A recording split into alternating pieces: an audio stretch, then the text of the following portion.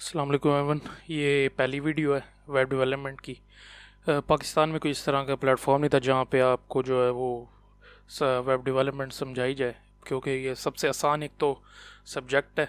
सारे सब्जेक्ट्स मुझे यूनिवर्सिटियाँ सिखाती है और ज़ाहिर बात है आपसे हज़ारों रुपये लेती हैं। तो मैंने सोचा कि क्यों ना आपको फ्री में ही सिखाएं, और मैं जो जो भी मैंने तकरीबन 1.5 साल में काम किया है तो वो मैं आपको इधर सिखाऊंगा जितना मेरे से हो सका उतना।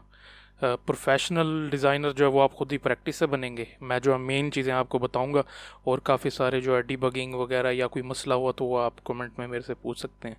ठीक है, ये वन टाइम रिक्वेस्ट है कि चैनल को सब्सक्राइब कर लें। ठीक है, इसके बाद मैं ये दोबारा नहीं पूछूंगा क्योंकि मेरी आदत नहीं है इस तरह से।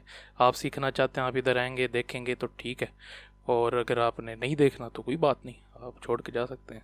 ये है उन लोगों के लिए जिनको वेब डेवलपमेंट में इंटरेस्ट है, उनके लिए।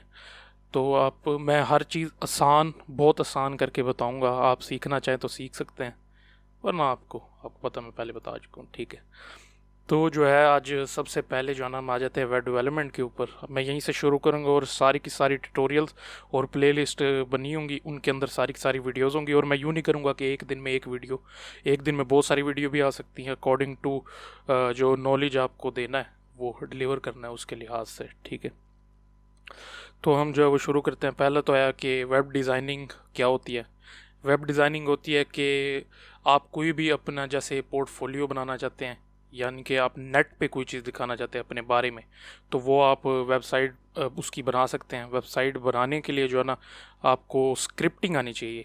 पहले तो ये है कि वेब डिज़ाइन जब करेंगे तो उसके लिए स्क्रिप्टिंग इस्तेमाल होती है, और वेब प्रोग्रामिंग, इसमें प्रोग्रामिंग नहीं होती, होती है तो थोड़ी बहुत जावा स्क्रिप्ट होती है।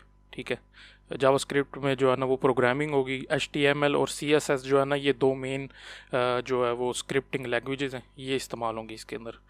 ठीक है, तो पहले आ जाते हैं कि डेवलपमेंट और डिज़ाइनिंग में फ़र्क क्या है। जो डेवलपमेंट है ना उसके अंदर आपका फ्रंट एंड आएगा और बैक एंड दोनों आते हैं।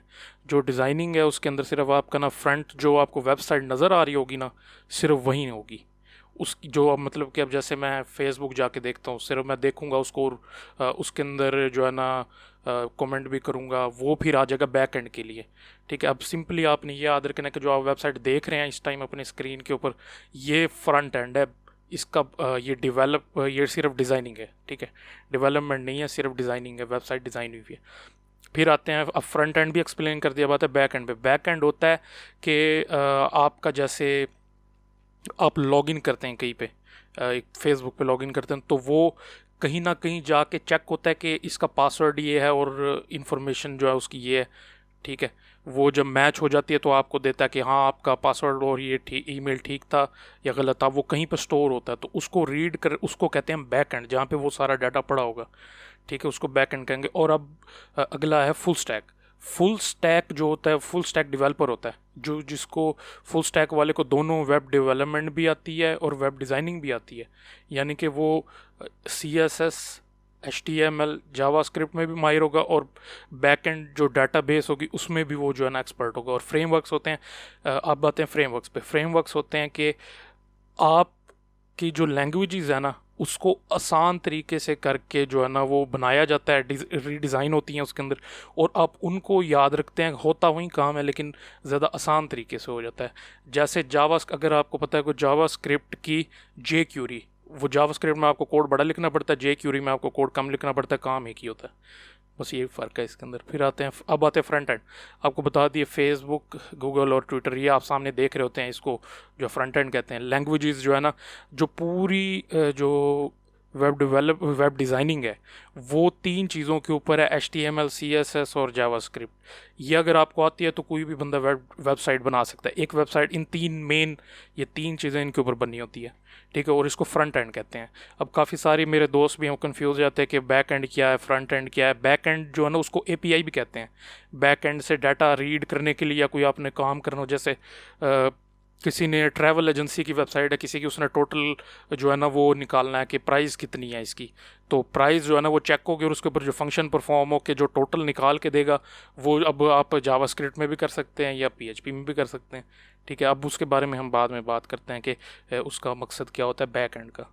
ठीक है, अब आगे बैक एंड। फेसबुक भी आपको बता दिया, फेसबुक लॉगिन करने के लिए, जीमेल लॉगिन जो है वो करने के लिए। अब आपको एक अच्छी मिसाल देते हैं कि अब जैसे पोस्ट ऑफिस है, ठीक है, आपका फ्रंट एंड है कि आप जो है ना वो जाके पोस्ट बॉक्स में मेल डालते हैं, ठीक है।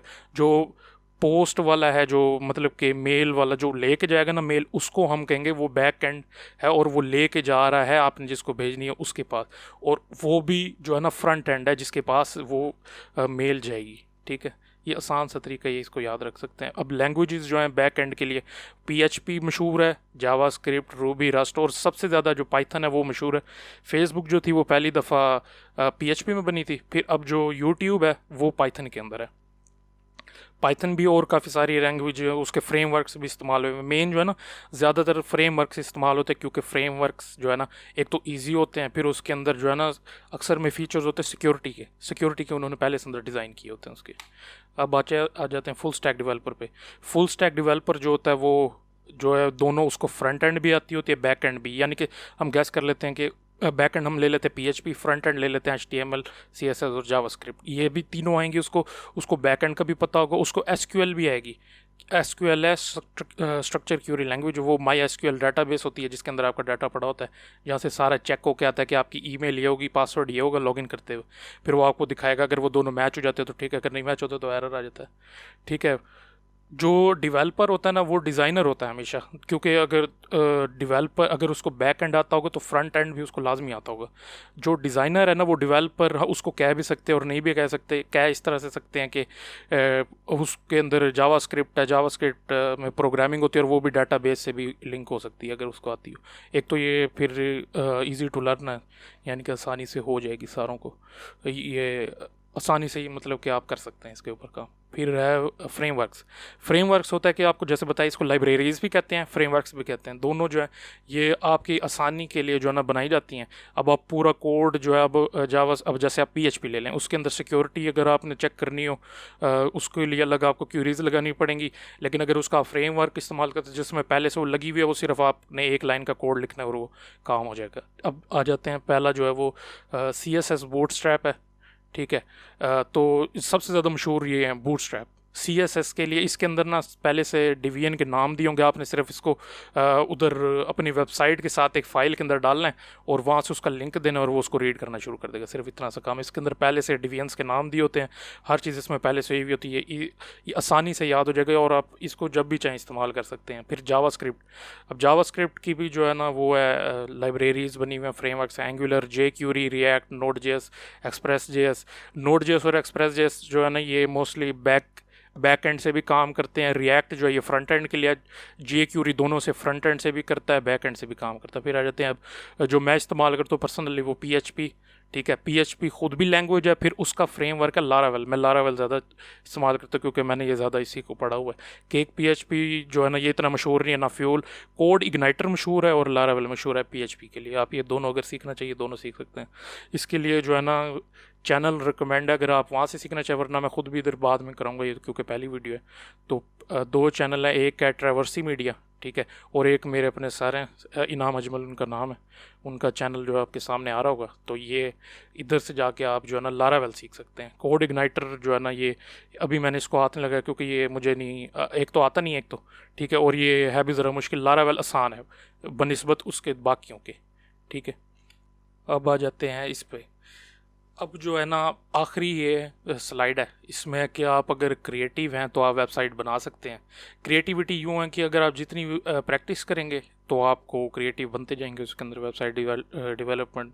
क्योंकि मॉडर्न डिज़ाइन की वेबसाइट में और जो है ना मॉडर्न वेबसाइट्स के अंदर ज़्यादातर उसको ज़्यादा क्रिएटिव बनाने के लिए, ज़्यादा यूज़र के लिए आसान बनाने के लिए जो है ना फ्रंट एंड को ज़्यादा देखा जाता है, बैक एंड को कम ही देखते हैं। क्योंकि आपकी वेबसाइट अगर खूबसूरत होगी, अगर वो उसका SEO हुआ होगा यानी कि सर्च इंजन ऑप्टिमाइजेशन भी हुई होगी, अगर उसके इमेजेस हैवी नहीं है, अगर आपकी वेबसाइट जैसे 3 सेकंड से पहले ओपन हो जाती है तो आपकी वेबसाइट के ऊपर ज़्यादा ट्रैफिक होती है।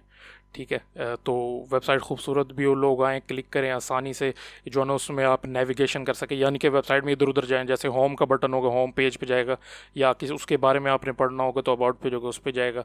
और वो जो वेबसाइट है वो जल्दी एक तो ऑन होनी चाहिए और ख़ूबसूरत होनी चाहिए, ज़्यादा ये होता है इसके अंदर। अब जैसे मैं आपको एक मिसाल देता हूँ कि अगर आपकी जैसे कार्ट है, जैसे दराज डॉट पी के, उसके अंदर आप कोई प्रोडक्ट ऐड करते हैं तो वो डायरेक्ट ऐड हो जाएगा।